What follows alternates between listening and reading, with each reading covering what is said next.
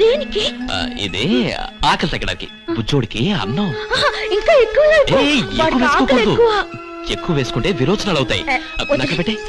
ఇదిగో, ఇది కడుపు నొప్పికి. ఏమైంది?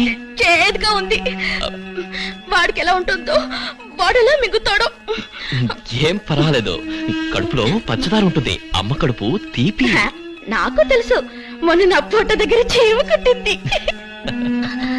బంగారం, వాడు కడుపులో ఉన్నాడు కదా, వాడి గాలి ఆడక చెమటలు పడుతున్నాయేమో. ఓపెన్ చేస్తే ఏంటది?